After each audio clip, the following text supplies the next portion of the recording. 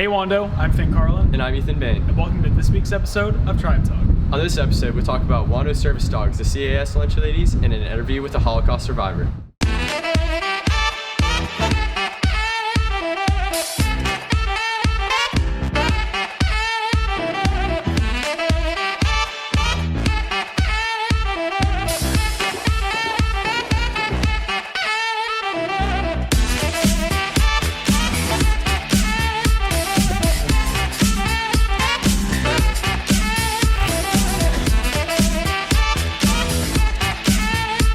No matter who they are, just looking at a dog can make anyone feel better.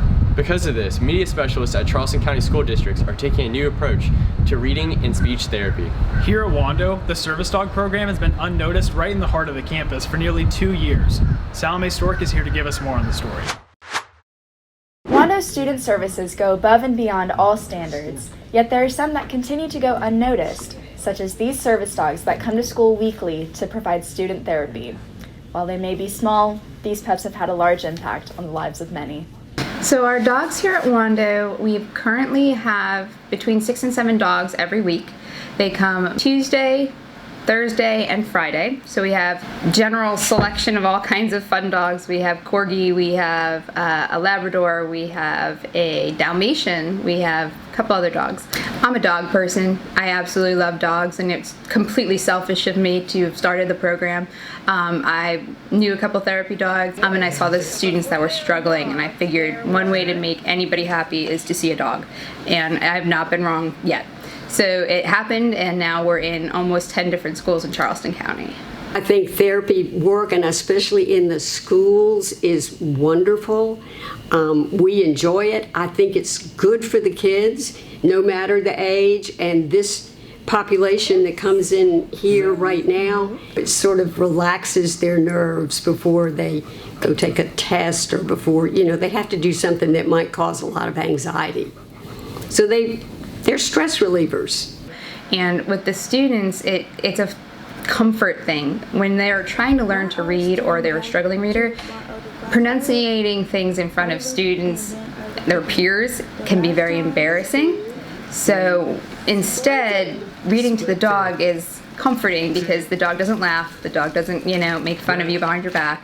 It's just really excited that you're there and reading to them and touching them, and it just makes the whole thing work.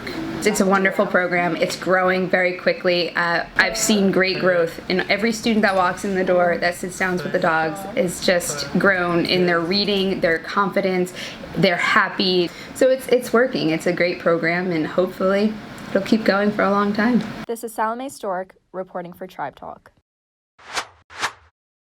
When ordering lunch, you're usually greeted with a warm smile and friendly service from the lunch ladies.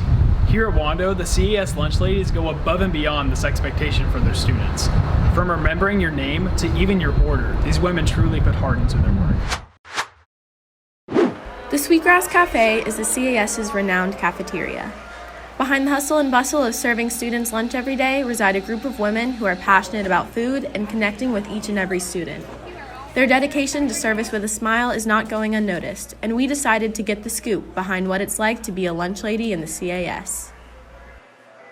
My role as far as making and preparing and serving food, anywhere from making marinara from scratch to the taco meat for the nacho bar, to doing the cold serving bars, to counting out all the fruit, all food prep, to serving on the line, to cashiering, you name it, I do it, and I love it all. We guesstimate how much food to make each day. We always have extra in case more students come in, and we wait until a certain time during the day, depending on when lunch starts, and we go ahead and start cooking it. But all of our food is made fresh daily, and we don't do carryover food. My favorite part of the job is actual cooking, and especially when I'm allowed to cook from scratch. It allows me to little creativity and just to go back to the old school of stirring, cooking, measuring, all the things I love, and then just seeing the look on everybody's face of when they eat something good that tastes and smells good. It's the satisfaction is amazing. I eat lunch in the CAS every single day. I have both semesters, and I always get food from the lunch line. And they're always so nice. They remember your name, your order, and any fun facts that you tell them. They'll ask you how your day is going. They're overall just very great people. You can tell that they always just put the little bit of love in the food that just makes it delicious and makes the experience in the cafeteria fantastic. Of course, I love eating with my friends, but just hearing "have a great day" or "how are you doing, Mary Catherine" is just really special when you go through the line and don't feel just like another student. The administrators, teachers, everybody that works here, other cooks, just being able to be around y'all, and this is actually the nicest group of kids I've ever worked with. And I've worked elementaries, middle schools, universities, camps, you name it, I've done it, and this is the best I've ever worked, and I just love it here. This is Amelia Walker reporting for Tribe Talk.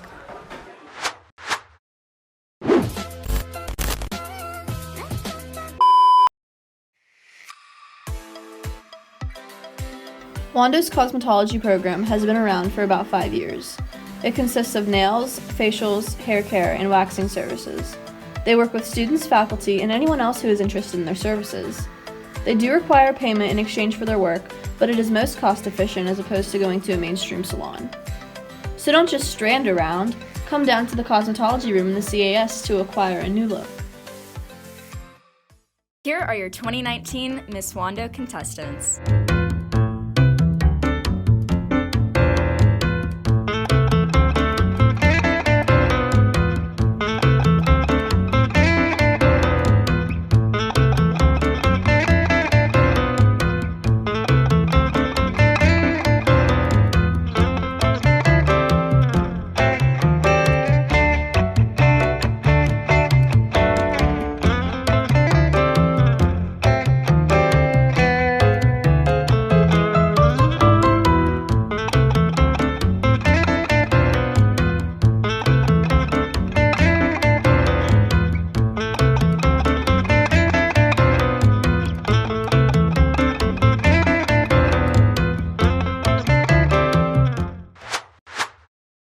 The world has seen many changes throughout the past century, including the length to which people are tolerant of others.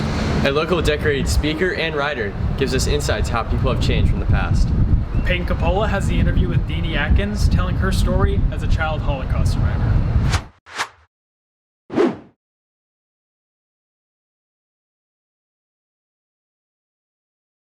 Can you describe some of your experiences?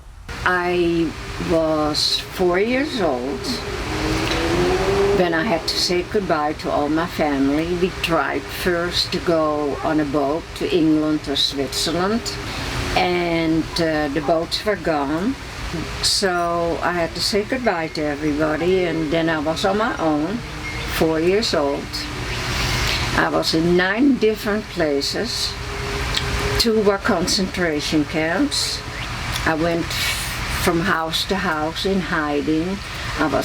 2 times I was thrown into the woods, which was very cold. And I stayed in people's homes. And when it got very dangerous, I had to go to another home, and all on my own. It was always bad air, bad things, never you saw a smiling face, tears, hunger, seeing all the people getting killed.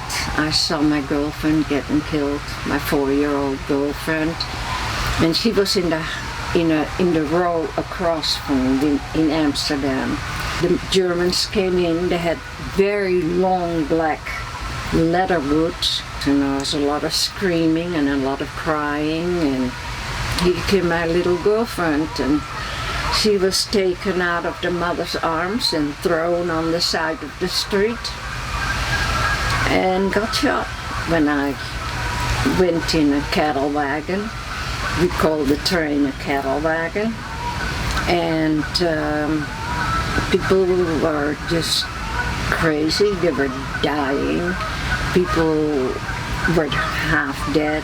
Some were dead because days in a train, you know, you had to walk through waste, no bathroom, And the camps were even more horrible, naturally. A lot of sorrow, a lot of things that a child shouldn't see. But there are still people who tell me there never was a Holocaust. And when they ask that, I say, if you would like to see me, I'll take my clothes off and I show you all the scars from the Holocaust. And I tell them, too bad you can't look at my heart, because there's so many scars on my heart. I lost so many people I loved so very dearly. I came back and everybody told me I should be so lucky that I made it through. I wasn't lucky at all. And that's why I do what I do, because I want the world to know that any war is awful.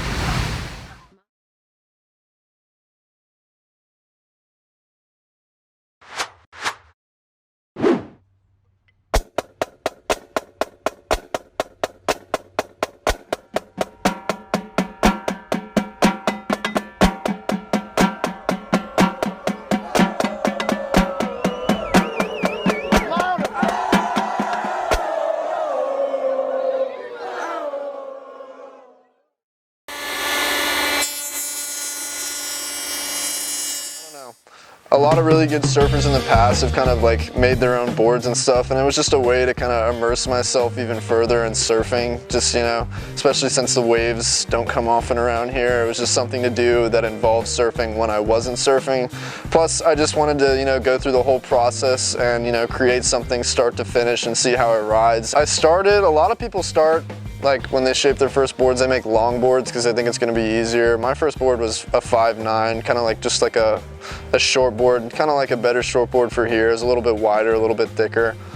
But I mean, I don't stick with one design. You gotta, you know, try different stuff, and it's just supposed to be fun, you know. So shape different boards, you get different riding styles. Basically, you start with the rough blank. And there's a lot of specific steps and stuff, a lot of little things you got to do first to prep. Is you want to make a template, right? And you pick out your shape, what shape you want, and you draw your outline on the board, and you cut out the outline. And then from there, you decide what thickness you want. Basically, this is all kind of predetermined, so you can just flow smoothly through each step as you're going along. But then you want to mill to thickness, which is when you're going over it with the planer. And once you get the desired thickness, you start to do the fine sanding, and you start to touch up on the deck shape and the rail shape and the concave, convex, you know, the rocker and stuff. Just all the fine tuning on the board. And then after you're done with your specific sanding and all your stuff like that, you move into glassing. But before you put your first layer of glass down, you route out the fin boxes, and then you glass over those, and then you install the fins later on. But yeah, that's pretty much like the basic process of it. I've shaped about 6 or 7 boards. The one behind me is one of my better ones. That's my most recent one. Every time I shape one, you know, you learn from the last one, and you know, it's just you start picking up little things that make it easier along the way, and every board, you know, is a little bit better than the last one. Eventually I'll really start to get better and have a better place to do it, a better workspace, you know, and I'll have better tools, and it's definitely pricey.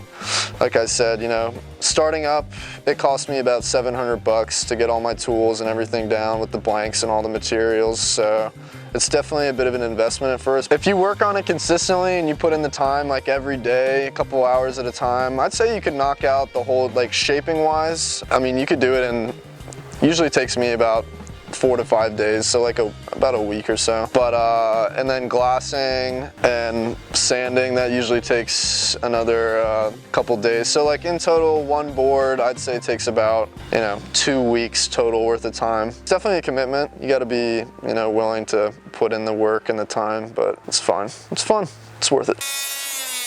This has been Ethan Bain reporting for Tribe Talk.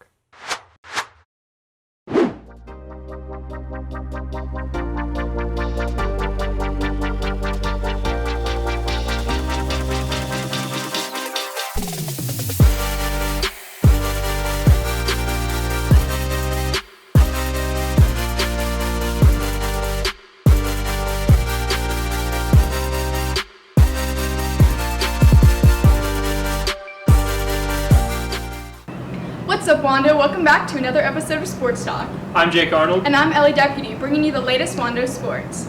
The spring sports season has officially kicked off, with many Wando athletes taking the field. The varsity baseball team has started their season by winning the Coastal Invitational Tournament. At the start of the season, the players had big shoes to fill with all the seniors graduating. The younger squad looks to further their success at the next home game on March 20th. Both boys and girls lacrosse teams have had a great start to the season, going 4-1 and 6-0. The boys' next home game will be on March 21st against Bishop England, and the girls' next home game will be on March 23rd against Fort Mill. Both soccer teams had a great start to the season. Boys started off with 4-1, and the girls won 3 and tied 1. The boys' next home game is against Berkeley on March 18th, and the girls March 20th against Stratford. In club sports news, Wando Rugby's A team recently beat their in-state rival South Greenville with a score of 49-0. In addition to Wando Club sports news, is the girls' rugby team. Corinne Southern has more on the Wahines. Recently, Wando has introduced a new club sport in the mix as the girls' rugby team takes the field for the first time. 2 of the regular season games have already been played, and though they sit at 0-2, they are continuing to improve. Coach Kim and Coach Ogle look to help teach the girls one of the fastest growing sports in the country. We've got 52 girls that are sipped and around about 40 that come to practice and actually play. So the growth has just been astronomically steep. They're hungry for the sport because it's only really truly the contact sport that you can actually play in high school. I actually really got into rugby. I think from the first moment I looked at everyone having fun on the field, I knew it was this is what I need to do. Deciding to play rugby this year, a lot of my friends were already doing it, so I wanted to join and kind of start a new sport that I have never tried before.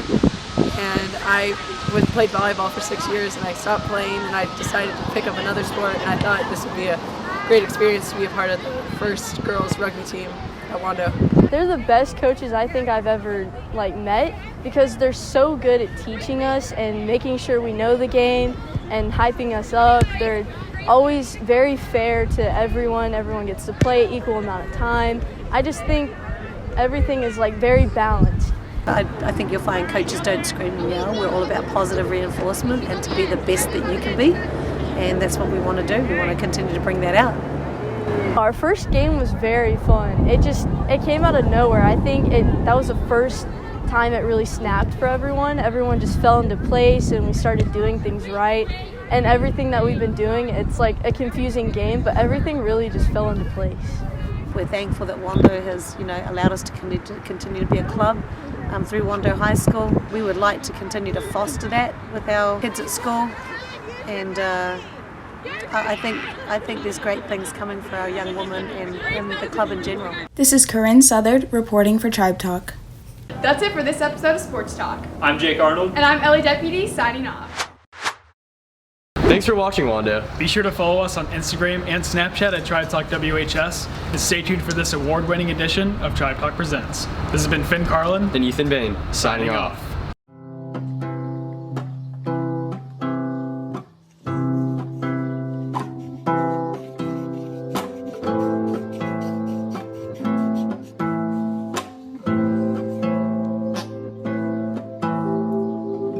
I'm flying inside my mind, and I will go back to where I was, the one that I can go back, and I'm alone, but I can feel the sunrise, and I know that all will be fine.